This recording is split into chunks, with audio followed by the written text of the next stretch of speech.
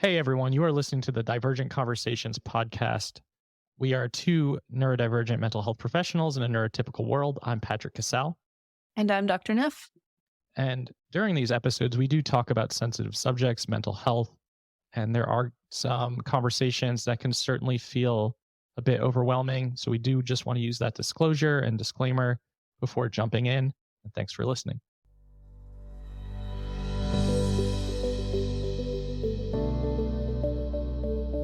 So Megan and I are very excited to introduce our little mini series within a series about interviewing different neurotypes and within the neurodivergent and neurodiversity communities. We want to just put a big disclaimer out there that we understand that by interviewing one person per neurotype, there are lots of different perspectives, different experiences. One person does not speak for the entirety of a neurotype, and we just want to really make that clear. But we are really excited today for our guest and our interview with our Ask an ADHDer. And I'm going to turn it over to Megan. So I likewise am really excited for this series. And I think it's kind of a playful series. And I'm glad you mentioned the disclaimer of course, we're not going to nail down all experiences in one interview per neurotype or however many we have. But I cannot think of a better person to be kind of getting us started on this process than Dr. Donna Henderson. I am just going to gush over you for a minute, Dr. Donna Henderson. I hope that's okay with you. I don't like when people gush over me. I hope you have more tolerance for it. I have mixed feelings about it. Okay, well, we can process that. I'm such a fan of your work, as you know. Dr. Donna Henderson has done a lot I would say, advancing the conversation around non-stereotypical autism. She and her co-authors just released 2 books this summer. Is This Autism, which is a green book, and then the second one, Clinician's Guide. So they're both called Is This Autism, and the subtitle is different. The first one, the subtitle of the first one is A Guide for Clinicians and Everyone Else, and the second one is A Companion Guide for Diagnosing. Got it. So if you're a clinician, check out the blue book. And if you're everyone else, check out the green book. Am I oversimplifying? I'm sure I am. A little bit, because we feel really strong. We wrote them as one book, and we were very upset when they had to be divided into 2 books. But, I went way over my word limit.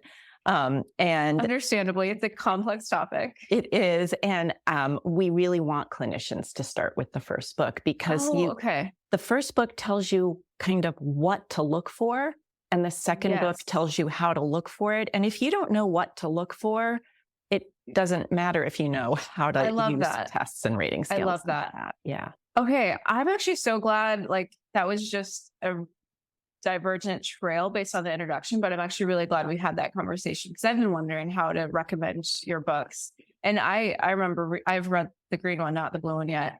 And I remember thinking, this is so much helpful information for a clinician in training. I want all training programs to have your book. So yes, one of the reasons I love your book and I love you is because I think Routledge just published it. This is a really academic, solid publisher. I think it's really hard for a medical provider to look at the case you put forward and say, this is rubbish. And so that is one of the reasons I'm such a fan of your book, is you're taking what is, I would say, known in the autistic community and really putting kind of a research backbone to it, to where it's going to be hard for the field to continue to depend on stereotypical ideas around autism. Yeah. And that came from, it's the way I structure my reports. I literally use the DSM diagnostic criteria, and people have all kinds of feelings about them. But I think if you actually understand the scope of them and what they really mean, then they do make sense, and they can be very clinically useful.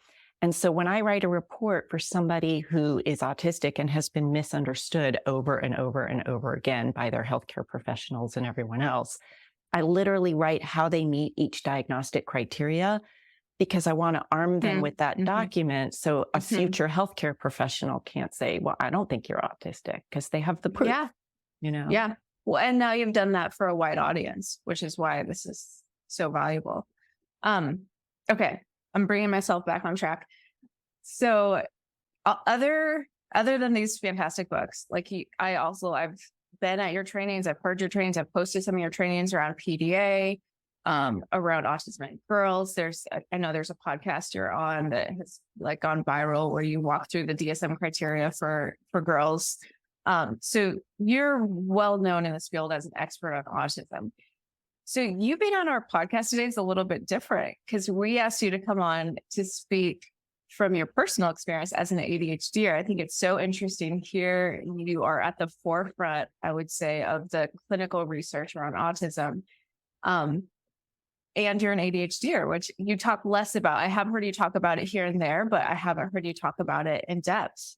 So first, I'm just curious, what is it like to be coming onto a podcast where it's not like ask the expert, it's let's talk to Donna, the ADHDer.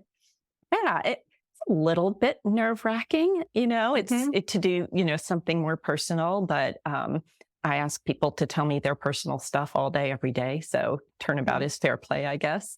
And I think one of the reasons I'm drawn to, studying and working with and writing about and talking about autistic people, because what resonates with me is I was misunderstood for so many years. I'm 58 years old.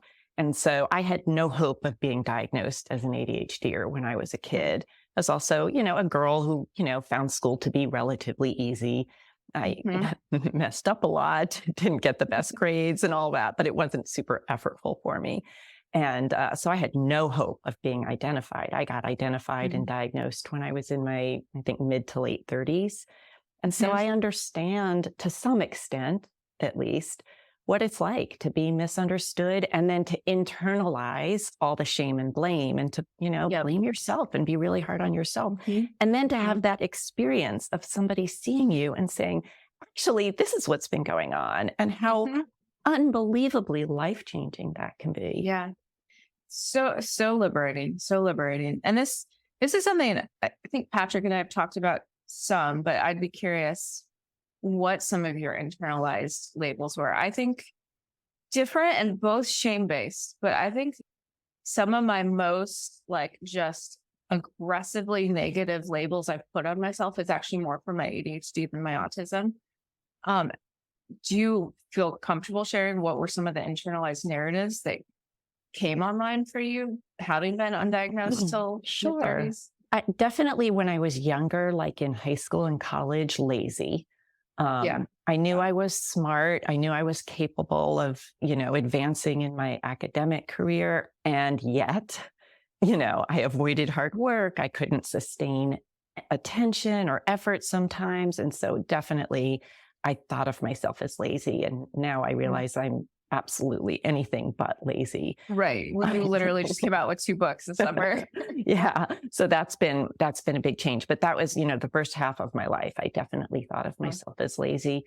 One that I'm still really struggling with is sensitive. I grew up with people constantly saying, "You're so sensitive. You're so sensitive," in a negative way. And I definitely internalized that as something incredibly negative. And now I definitely still struggle with it. And there are many times I wish I was less sensitive and I get mad at myself for having such big emotional reactions. Yeah. But at least I understand it's not a characterological problem. This is my wiring. And that gives me a fighting chance of not, blaming myself at the end of the day. I love how you word that, not a characterological, it's my wiring. Okay, so this is going to kind of trail us somewhere. One, and maybe this, I'm curious what you mean by sensitivity, because I know emotional regulation is harder when we're ADHDers, but also I'm thinking about HSP, highly sensitive person kind of phenotype. Something I see a lot in the autistic community right now are folks saying, and I used to say this too, folks saying HSP is just a repackaging of autistic traits. I've backed off that because I'm now seeing, and one of my kids is an ADHDer who also would be considered HSP. I'm curious, does the HSP, that highly sensitive person, is that part of what you meant by sensitive? Does that fit your experience? I know I made that book so long ago. It's hard for me to remember. Yeah, I could say I'll sort of make a differentiation. I think my sensitivity, a lot of it, I would say most of it is about me feeling judged or criticized easily. okay. So like It's that- rejection sensitivity, emotion regulation Yes. sensitivity. Okay. Yes, cool. exactly. No, that's what It's I was. very specific to that, as opposed to Okay. a more general, like I just finished a parent interview this morning about their daughter who, I don't know yet, but I suspect she's autistic. And my gosh, this poor girl is hypersensitive to everything, just Mhm. everything. Throwing out a used crayon, she feels really badly for the crayon butt. Like, Aw. it's so generalized, her sensitivity and sensory stuff and all of that. I don't experience that level of very generalized sensitivity. For me, it's that Okay. specific sort of RSD kind of thing. Oh, I love how you could put words around this stuff. Okay, so sensory, that's a big overlap. Is Mhm. that but I like how, again, I feel like in other conversations I've had with you, it's the globalness of some of the things that distinguish like autism from ADHD. But what is your kind of sensory experience of the world? Yeah. So I think my perspective is that ADHDers and autistic people, one area of overlap with sensory stuff is hyper-responsivity to, all kinds of things, noises, lights, whatever. And I have a little bit of that. It's just a little, though it doesn't majorly affect my life. I put on clothes that feel comfortable to me. They may or may not look great, but comfort is the most important thing. If I have to wear something uncomfortable, though, it's not the hugest deal in the world. So I would call it a minor hypersensitivity. So as opposed to I won't get into that story. Never mind. I think that sort of hyper-responsivity is pretty typical in a lot of ADHDers. What I don't see a lot in ADHDers, but I see more in autistic people, is hypo-responsivity, being less responsive to internal or external sensations. And I don't see a lot of atypical sensory craving. Sometimes sensation seeking if you have hyperactivity, impulsivity, but not atypical sensory craving like licking objects or smelling objects. It's just not typical. I love that. Okay. So, and this is more a question for clinical Dr. Henderson. I've often thought hypo-responsivity and sensory seeking kind of went together. Like if someone was hypo, then they might be sensory seeking because they're looking for that additional input. But am I kind of conflating ideas there? I mean, I think they can go together, but I think of them as separate things, and when I think of hypo-responsivity, I think of interoception more than any other sensory system, really, and like not perceiving or contextualizing or understanding or responding to your internal sensations as much. So like with interoception, you have pretty accurate understanding of what's happening inside your body? Me? I think so. Yeah. I mean, it's never, when I've learned about it, it never resonated with me of like, oh my God, that explains it. Now, my son, who is autistic, he's 22 years old. He has really, really, really low interoceptive awareness. And he just, and it's so important, I think, for clinicians and for everybody to understand this, because I think people call it denial if they don't understand the physiological basis. Absolutely. Yeah. And I remember once he was in therapy with someone he has a really bad needle phobia. And this became a crisis when he needed the COVID vaccine, of course. And so he was in therapy for that. And she was doing hierarchy, and she had him watch a video of somebody getting a shot. And he literally scooted his chair back. He gasped. He put his hand to his mouth, and she stopped the video and said, "So you're feeling anxious?" And he said, "No, I'm not." And I think a therapist could mistakenly call that denial, which is a psychological defense mechanism. But no, he genuinely did not realize he was anxious. And that's really global for him. Yeah. I have so many thoughts, but Patrick, I've been hogging the conversation. So You can continue to hog it. I'm lost in my own head, so I'm just paying attention and listening.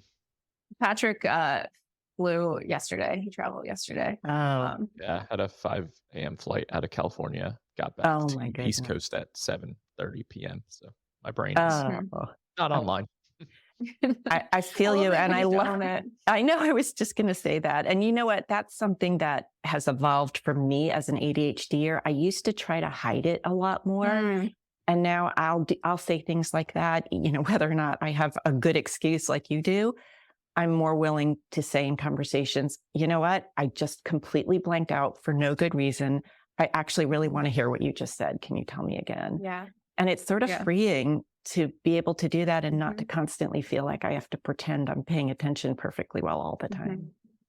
Megan and I just released our episode on masking, and that is just kind of the definition for me in regards to communicating how I'm experiencing conversation or social interaction, is just to be like, I'm not really able to follow this or pay attention to this right now. I'm sorry. Like I'm here, but I'm not here. Right. Yeah. Yeah. Yeah. Yeah. I think that's a beautiful example of ADHD and masking, to be able to own, like, I'm sorry, my brain's spaced off. I do care about you. Well, and I've been getting more and more requests for resources for ADHD couples. There's some great book, you know, 𝗿𝗶𝘀𝘁𝗶𝗄 has a great book for autistic partners, but I've yet to find like a really good book for ADHD partnerships. And I think this sort of thing happens a lot, where the ADHD partner, we get distracted or we misplace something significant like keys, and the other partner experiences it as us not caring. Yes. And yes, so that I love how you modeled that ability to be able to say, whether it's to your spouse or to someone else, like, I do care about you. My brain just, you know, went offline for a minute. Right. But it's hard because, you know, it takes a lot of self-awareness on everybody's part, and then it takes communication on everybody's part. So here's an example. I listen late. So when somebody starts talking to me, it takes me a few seconds to realize, oh, this person's talking to me, and I missed the first sentence, right? And so my husband will walk into my, you know, I'm in my home office now. He'll frequently just walk in and start talking while I'm writing. And then by the time I realize he's talking, I've missed, you know, the important first sentence or two. And so I've had to, and then he gets upset, like, hey, how come you don't listen to me? And so I've had to explain here's what I need. I need you to walk in, say my name, and wait for me to look up. And then problem solved, right? I love that. Because I feel like that's like advice you give ADHD parents, like get their name, get some sort of like visual cue. That's been so helpful in my family since discovering, you know, the majority of us are neurodivergent, is task switching language. Like, so if a child now comes up to me, because that used to happen a lot with children, I'd be hyper focused. And I'll now say like, I need 3 minutes to task switch out of this, and then I'll be able to help you. And to be able to just have that language of like, give me a minute to task switch, then I can actually take in your words. Right. But yeah, I think that was actually one of our questions we wanted to ask you, was around like task switching, hyper focus. Sounds like you're. Oh God, switching it's like my nemesis. I mean, sometimes I switch too easily, right? I'm writing a report, I'm into it, and I'll randomly think, I should check my email. And then I do. And I realize that that's not, I'm trying not to judge myself too much for that, because as Johann Hari says in his amazing book on attention, you know, there are 10,000 engineers on the other side of your screen that are doing that to you, right? There are forces that have nothing to do with my ADHD that are pulling my attention in this culture that we're now living in. But yeah, sometimes I switch too easily. And then other times I can't switch when I want to switch. So I wish I just had more control over my switching. And as a hyperactive type ADHDer, I need a lot of stimulation. So I tend to jump from one task to another, which is not good. You know, it makes you make mistakes and makes you be less efficient and is sort of tiring. So what's a girl to do when she needs a lot of stimulation, but she can't switch, right? I call it my tree branch projects, where I will like I'll switch to something because it might be like, I'll check my email, but then it like will turn into this huge project, and like I'll be 5 steps over on a project and be like, how did I get on this? Like, why am I making a new landing page with a new, like, why? And it's like, oh, because I checked my email and that led to this, which led to this, which I think I've found ways to structure my life where I have space for tree branch projects, which is, I've noticed that reduces my executive like stress a lot just by having bandwidth to be able to chase those. But it is really stressful. And it's like, I just want to get this thing done, but I'm 5 steps over here. Yeah. But what I'm hearing is that you sort of changed the narrative about it. And so it's not necessarily a bad thing when you go off and do a new project. It's a branch of the tree, you know, and every branch has its own place, right? Yep. So just thinking about it differently can be helpful. Yeah. Yeah. And I think Oh, go ahead. I think you can get into the narrative, you know, especially for a lot of ADHDers of like those quote unquote tree branch projects that Megan's referencing as like, I can't finish anything. I can't follow through with anything. Every time I start something, I diverge somewhere else. And that makes me really frustrated with myself. So just the ability to reframe that and think about it differently, I think, like you're saying, Donna, is super helpful. Yeah, I'm really great at starting things. This is where I think my autism really helps my ADHD is I typically do finish projects. And there's a lot of unfinished projects, but I typically do because the stress of having like the completionist in me, the stress of it having it incompleted is too stressful. And I've often wondered, like, how do y'all do it? How do ADHDers who don't have the support of autism like do it? So yeah, like finishing tasks, is that how do you navigate that? So when I'm doing something for other people, it's super helpful. Like when other people are counting on me to get something done. And is the RSD like helping with that then? For sure. And I think that's just part of my nature and, you know, what's important to me. Honestly, I get a lot of help. My husband has amazing executive functioning. I have terrible executive functioning. And so he makes a lot of decisions. He does most of our planning and it works out really, really well for us. And I'm lucky. We didn't know this about each other when we got married, but it's worked out well. And at work, I used to try to manage my own schedule and I was a disaster. I made constant mistakes. I would triple check something and still get it wrong. And, I just remembered, you know, 𝗿𝗶𝘀𝘁𝗱𝗏 is. He wrote some great books. He's my mentor. And I once showed up at his house on a night when there was no meeting, no plan for me to be there. I literally walked in like, hey, and he and his wife looked at me like, what are you doing here? Yeah. I mean, that's how calendar challenged I am.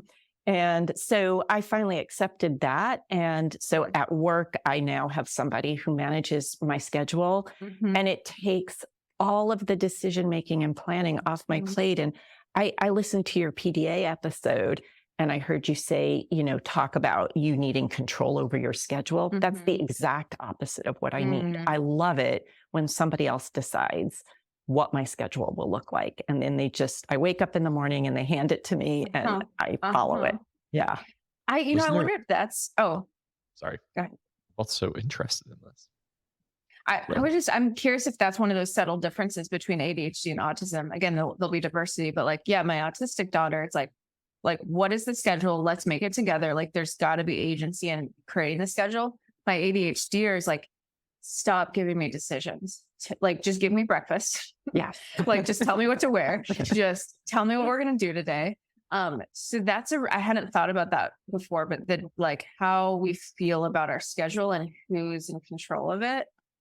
Yeah. It would be an interesting thing to think about. We'd have to sort out the non-PDA autistics from the PDA autistics, of course. And then so many autistic people also have ADHD. So it could be messy, but it's an interesting thing to think about, you know, and for me, you know, the important thing is knowing that about yourself and trying to set up your life to accommodate that and not judging yourself. Like I used to get really frustrated with myself for being so bad at planning and scheduling and all that.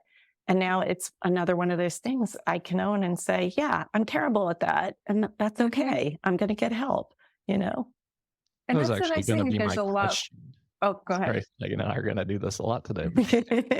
That was going to be my question that you just answered, Donna, was like, was there shame and guilt and frustration and building up when initially it was like, why can't I do this? Why is this so challenging for me? Yeah. And I just kept thinking, Donna, come on, concentrate. Mhm, You can just stop being so distracted and get so mad at myself. And obviously it's embarrassing too, while walking into somebody's house and just the 1,000,001 times I just screwed up my schedule. And now I have to laugh at myself, and I have to be okay. Dina Gassner said something really, really smart, wise to me once. Dina is an autistic researcher, and she wrote one of the forewords for one of my books. And she said, the goal for any of us isn't independence, it's interdependence. It's understanding all the ways that you do and inevitably will depend on other people. And that's okay, right? I love that. Yeah, especially in psychology, there's a lot of focus on the individual. And even I'm writing a book right now, Self-Care for Autistic People, which is kind of funny because I have a weird relationship to the term self-care, because I feel like so much pop psychology is self-care, but without that interpersonal relational lens that like we are interdependent. Like we have always been. Modernity gives us the illusion we're not, but we do best when we're actually supporting kind of interdependence. Right. Absolutely. Yeah. I'm glad you're writing that book. I knew you were working on something. I didn't know it was that. And I'm tired of all the self-care advice being exercise more, eat right, get enough sleep. Like, of course, those things are important. Of course they are. But, there's so much more to it than that. And those things are so hard for so many people, right? Yeah. Both ADHDers and autistic people, right? Like if you think about the executive functioning that goes into any of those tasks you just listed. Yeah. Right. Yeah. Absolutely. Yeah. I'm going to try to think about how to say this without outing somebody. So I have a challenging relationship with someone in my life who is not an immediate family member. And that person says hurtful things to me.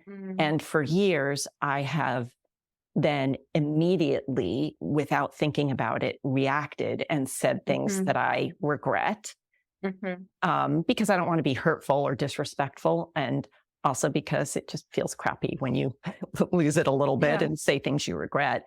And I've been working on paying attention to what's happening in my body when that person says hurtful things. And so, recently that person said something hurtful and I was able to just notice, oh, my heart rate just escalated. Wow. I feel this I hear sort of a whooshing sound in my ears. My muscles just tensed and I feel like I'm preparing for a fight. And I was aware of my body. And because I could do that, it allowed me the 3 seconds of grace I needed to not just say something, but to respond in a way that I was proud of. And to me, that's sort of the beginning of self-care, to be able to notice what the heck is happening with your own body, right? Oh, I love that. I love how you connected that, like having that internal narrator of like, I'm naming and narrating. And it's like, I sometimes call that self-attunement because we're attuning to ourselves. I love thinking about that as the basis of self-care. Can I steal that from my book? Please. I love that idea so much. Absolutely. Yeah. And I'm sure I'm not the first person who made that connection, but when I think about self-care, but I love that phrase. That's the first step, is you have to be attuned to what's going on with yourself, before you can do anything else. You have to know you're tired before you try to get some sleep. You have to know you're hungry before you try to put some food in your body. It's pretty basic. Which gets back to that interoception. If it's not basic, then nothing about self-care is basic. Right. Yeah. That's true. Yeah. Huh. Can I I don't know why I'm asking permission to diverge us for all ADHD. I know, Like, right? I'm very cognizant of like, I feel like I'm talking a lot. But there's one piece I want to make sure and get on our conversation today. And this is a conversation. I don't know if you remember us having it. It was probably one of the first or second times you and I had met. And it was about, so there's this term context blindness. I don't like the term myself. I prefer, like, I'll talk about high context communication, or if that gets into anthropology, which is confusing, need for high context communication. But there's a conversation where I asked, like, I was saying how, someone asked me, like, what's my favorite book? I really struggle with this. Do you remember this conversation? No, I don't. And okay, so I asked you, and I was saying how, like, I would struggle with that because I'd be thinking, well, what bucket are we talking about? Are we talking about psychology buckets? Or are we talking about fantasy books? Like, how do I possibly pick one favorite book? What's the context? Yeah. And what you said, you were like, well, for me, if my neighbor was asking it, I would, like, this book would pop in my head. Whereas if I was at work, this book would pop in my head. And I remember asking you, like, you mean you're not analytically, like, sifting through all that? Right. And that was such an aha moment for me around, there's definitely something different for an ADHDer who's not also autistic around intuitively, I guess, picking up context cues would be the way to say that. Yeah. So my friend 𝗿𝗶𝘀𝘀𝘁𝗍, Dr. 𝗿𝗶𝘀𝘀𝘀𝘁, who's a psychologist, do you know? Yeah. She calls it, well, she once in a conversation with me called it context independence. Oh, I like that term. Right? It was too late. The book had already gone to press, so I couldn't stick it in the book, but I liked it. It's context independence, right? Yeah, because it doesn't depend on the context. I'm not going to change my authentic self based on the context. Right. Yeah. And so there's no right or wrong. There's two different ways of sort of moving through the world. And for non-autistic people, for the most part, well, everybody has top-down and bottom-up processing, right? So I'm going to oversimplify, but for most non-autistic people, the top-down processing is prioritized. And so we take the context first. And here's the key. That happens for us subcortically, automatically, within milliseconds, without our awareness. And it's not through the prefrontal cortex, right? Correct. It's subcortical, right? Correct. Yeah. There's no awareness. There's no effort. The overwhelming majority of the time, it just happens like magic, right? So magical. And so, but for most autistic people, there's more of a bottom-up processing where you have to take in all the details, get all the details, and sort of build up to the big picture from there. And again, not better or worse, but there are different advantages and disadvantages to each style. And a huge, huge disadvantage to the context independent style, the autistic style, is the time and energy and effort that it takes to move through all of that information when you're under pressure to respond to somebody, right? And so often I get, referrals for kids or adolescents or adults where everybody's saying, we think they have slow processing speed. But on testing, their processing speed is just fine because testing does not require context. So it's working tempo, it's conversational tempo that you might need extra time to build up to figure out the context. Does that make sense? Totally. Yeah. I say something similar that often autistic people are deep processors, not slow processors. Like we're processing so much, so deeply that it takes more time. Yeah, absolutely. Yeah, for sure. Especially compared to, a hyperactive, impulsive style ADHDer like me, we tend to be fast and, I don't always go as deep. I'm capable of going as deep, but as I move through my day, it's not my natural way of being. Yeah. So, in my first Venn diagram, where I was putting autism and ADHD together, I put high context communication in the middle because I talk with a lot of ADHDers where it feels like they share a lot of context to get to what I think neurotypical people might call the point. Yeah.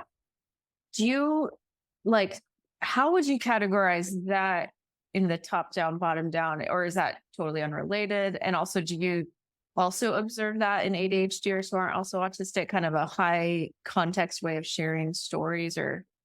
So diverging to the point? in the people I've known who are most context independent, or in the traditional term, have the most context blindness, I haven't noticed, like, it would be interesting for me to go back and look how many of them also had ADHD, right? That I think I might do that, because that would be very, very interesting. And I've lost track of your question now. I love that. I have no working memory.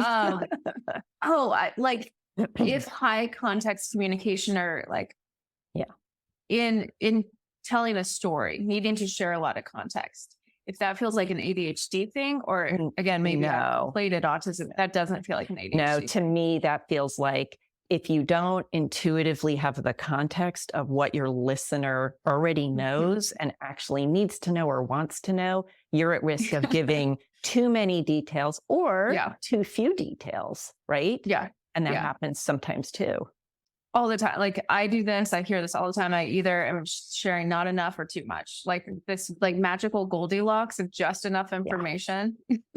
And to me, as a non-autistic ADHDer, that's very intuitive. Like how much how much detail to give someone in any given moment. And I'm not saying I, get it right 100% of the time, obviously, but for the most part, it's pretty intuitive and easy for me to know that. And I've never had like a complaint about that.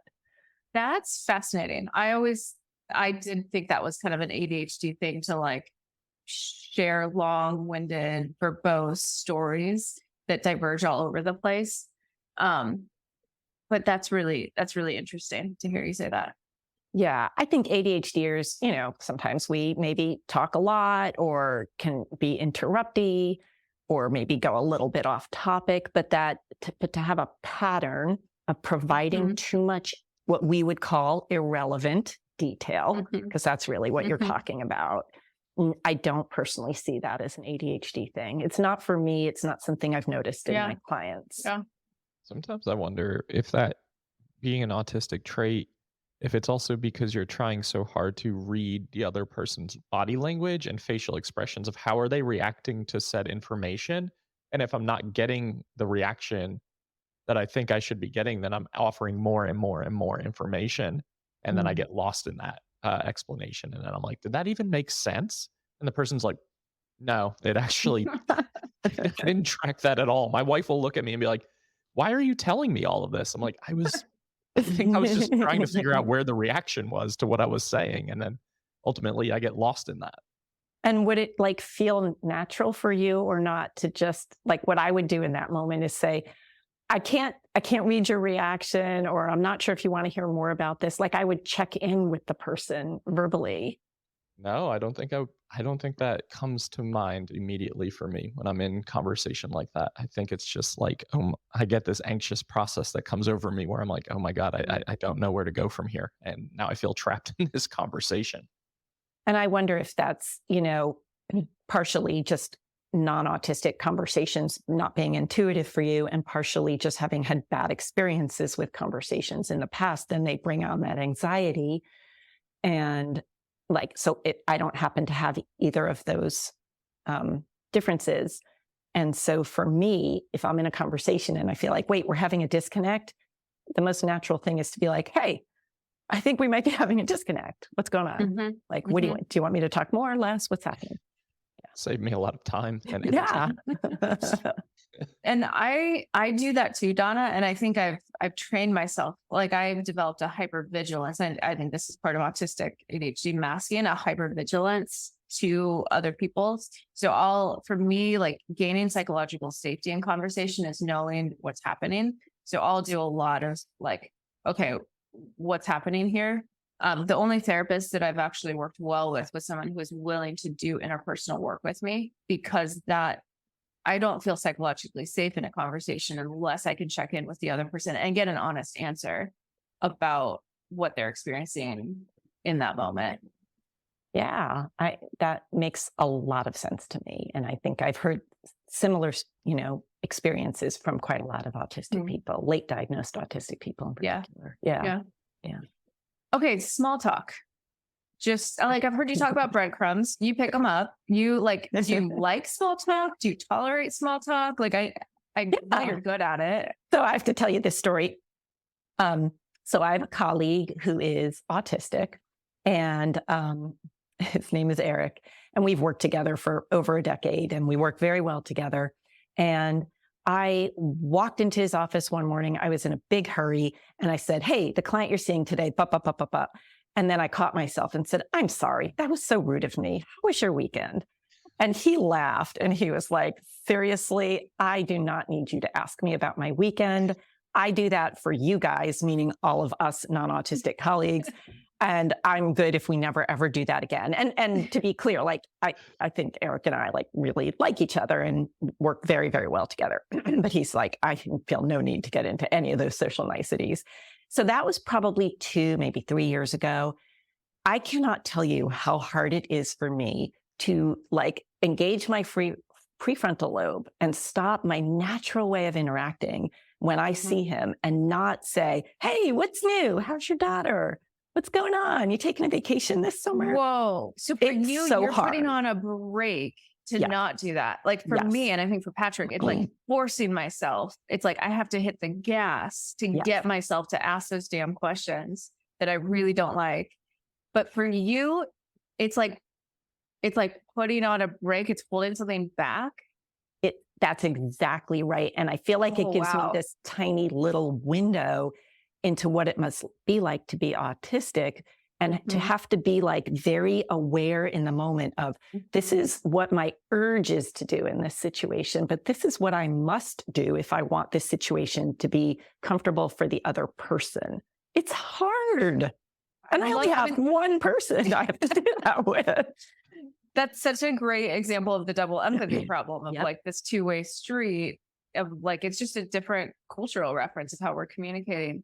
I had never thought about small talk that way as like hard to hold it back. I have a lot more empathy all of a sudden for people. Well, but most of us don't hold it back. Mhm. Right. I mean, it's just sort of a natural, like if I see one of my neighbors, I'm like, I will cross the street in order to just make small talk for 5 or 10 minutes, because for me, that's very, Patrick's laughing. I have the I image cross right the now of my street. neighbor trying to do that to me the other day and me pretending not to hear them and like getting in my car and like backing out the driveway, looking at them in the eye. Like, I literally cross the road. I will like, if I see someone, I'm like, we're going to cross. I will cross the road, but I'll do it soon enough so it doesn't look like I'm doing it to avoid them. Yeah. But I will cross the road to avoid, even to avoid eye contact. Yeah. Yeah. Like yeah. just to avoid like any sensory experience of interacting with another human body. All right. So I know you're supposed to be asking me questions, but may I ask you guys a question about this? Yeah, absolutely.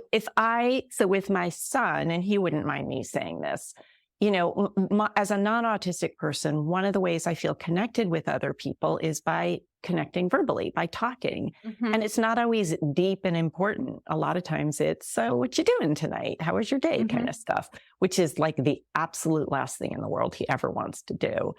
And so the only way I've ever figured out of really connecting with him is to sort of go entirely to where he is. He Mhm. loves military history. So like to go to a battlefield with him, to go to a battle reenactment with him, which is like my idea of hell. But I do it because like but I don't know, like how to bridge the gap. So it's not, you know, one way or the other way, but that we can build some connection. Yeah. You know what I mean? Absolutely. Absolutely. First of all, I love that as a parent, you're doing that. You're entering into their, I call it special interests, like our ecosystems, that you're entering into his ecosystem. Cause you're right. We, like Patrick and I have talked about this a lot of, that's where, how you, if you want to get access to the inner world of an autistic person, like entering through special interests. And I think that's a lot of parents who are trying to figure out how to connect with their autistic kids. I think that's often what they're doing. Yeah. And that, but yeah, it'd be nice for you not to have to go to like a historical event to connect with your son. And so, yeah, I think talking about it, like, I don't know if there's a way of like talking about it without doing it, but that's often how, even if it's just to warm up the conversation, right? Yeah. Because the questions of like, what are you doing tonight? Like to me, that would be a sensory demand. But if the conversation's been warmed up through a special interest, and then if we're able to then link to other things, I think about it as a warm up. And again, from a nervous system lens of like, if it's just a question that's invoking a response, that's a demand. My nervous system isn't warmed up for social interaction. But if it's been kind of melted and warmed through talking about something of interest and then diverging to something that might feel more connecting for both of you, that's one approach I take. I don't know, Patrick, do you have thoughts on that? Yeah, I think that for people who in my life where I don't necessarily have safety or I can be my true self around them, then that small talk, that demand is, I'm going to shoot it down pretty quickly. But and that's probably where I would really appreciate, moving into the conversation through even a subset of the special interest or just something in general that felt much more interest focused. But for people who I have regular contact with, like several of my best friends, my wife, etc., like there's definitely small talk that goes on just because the relationship feels safe. And I also understand that that's what they need in a lot of ways in order to have some sort of reciprocity in the relationship. So I'm not like freely giving it out. I'm not going out of my way to have it, but I'm certainly much more amenable to that. If my mom was to call me right now and like say, "Hey, how was your weekend? How was your birthday?" I'd be like, "It was fine." Like it was fine. But it's just a very different relationship for me. So I do think it matters for me specifically on the relationship, on the context of the relationship too, and the safety that has already been established in terms of just communication. And I think it's complicated. Like there are definitely times where my wife is asking me questions and I'm like, I don't want to have like the small talk conversation with you right now. And I will be able to name that. Megan's been able to name that with me before when I said, "Hey Megan, how was your day?" And she's like, "Stop asking me that." So I think it's about being able to also ask for what you need in that moment. Like, "Hey, stop asking me that because that's not helpful here. This isn't where you have to interact that way. That's really helpful for me." Right. And for me as a non-autistic person, it's also, I'm working on not thinking of there being a right way and a wrong way to interact. And it's really hard for me. It's really hard. Yeah. For sure. It's hard to not think there's a right and a wrong way. Yeah, I think my way is the right way. Don't we all as humans? Typically. Sure. Yeah. I'm like looking at the clock and now I'm feeling pressure of like, we should have some profound ending. I should have some profound question. Like, what is your favorite part about being an ADHD, or what is the hardest part? I don't know if. I want to bring something. No. Yeah, go ahead. No, there's no pressure because we're just going to do our awkward goodbye in a minute and it'll be excellent.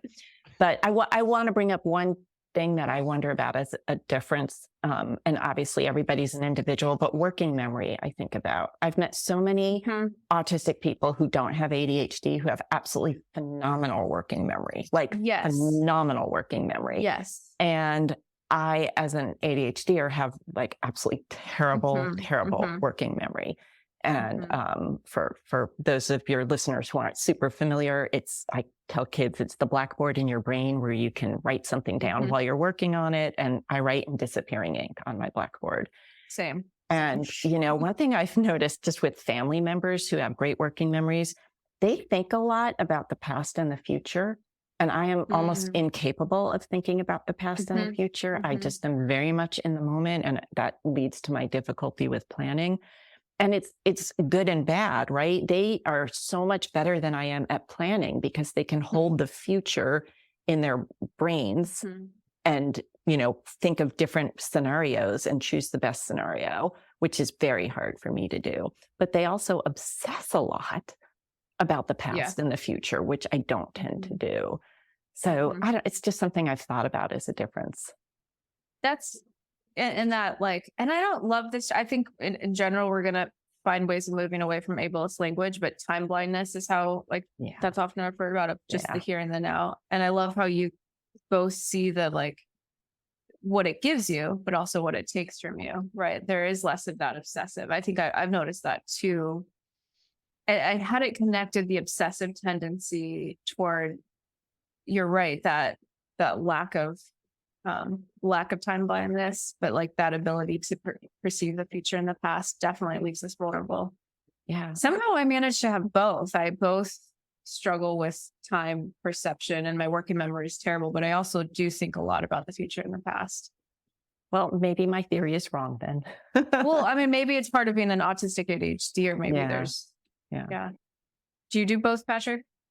I obsess about the past and the future constantly, and I'm a really good planner. I mean, I'm planning entire events and retreats and or things that feel very natural to me.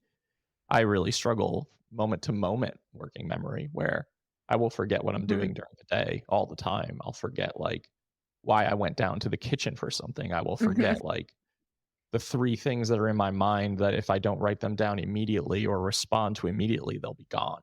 But everything else is constantly obsessing and thinking about and analyzing and processing all the different alternative outcomes. So quite exhausting. Oh, Yeah, that's my experience too, what you just described. And as a non-autistic ADHDer, like everything I can't relate to that constantly like planning and obsessing and running scenarios through your, I'm like, oh God, make it stop. Like, I just don't do that, which is it's a blessing and a curse, right? For sure. And there, I've said it very often that I wish I could just turn it all off. Like, I wish I could just stop it. And yeah, that's definitely, it's exhausting. It sounds exhausting. And on that really negative note, or all right, I'll give you a quick positive. I don't want to end on a negative. Do I have time to do a quick positive so we don't end on? Absolutely. So I tried stimulant medication a little bit over the past year, which I haven't really done in the past. And it really worked well for me in that it took away the urge to constantly move. I was able to sit still. I was able to get so much work done. But then I inevitably ended up with like a headache, or my neck would be stiff, or my back would hurt. And I finally realized, and I changed my internal narrative, my body is helping me out by wanting to move all the time. That's what my body needs. And I just need to lean into that and not try to fight who I am and my wiring. Love that. I love that. I love thinking through like the ways your body and these things we call symptoms are actually working for you and helping you out and telling you what you need. Yeah, absolutely. Yep. Yeah. Well, this has been a lot of fun, and I wish that I'm surprised like the hour went like that. Yeah. And it was really, really great to have this conversation. I feel like we could have continuations of this for sure, and go down so many different like areas and different perspectives. So thank you so much for coming on and just sharing some of your story too. Well, thank you so much for having me. I agree. It went quickly and it was a lot of fun. Megan, you got anything before I awkwardly sign us off? This is the part I get really awkward at. I'm so glad you came on, Donna. Like, this has been like so fun to have this kind of hybrid clinical personal conversation. And thank you for your vulnerability of just, I know it is different to bring our lived experience to the conversation, especially as clinical psychologists. We're kind of taught not to do that. So thank you for being willing to do that. Totally. So for everyone listening to the Divergent Conversations podcast, new episodes are out every single Friday on all major platforms and YouTube. You can like, download, subscribe, and share. And Donna just made me realize while I was saying that we didn't give you any opportunity to share where they can find more of your work too. So please feel free to share that as well, and we'll put it in the show notes. That would never have occurred to me, actually. I'm the worst with that. My website is drdonnahenderson.com, drdonnahenderson.com. And the website for the books is thisautism.com. Perfect. All of that will be in the show notes, so everyone has easy access as well. And now I don't know what else to say. So goodbye. Bye.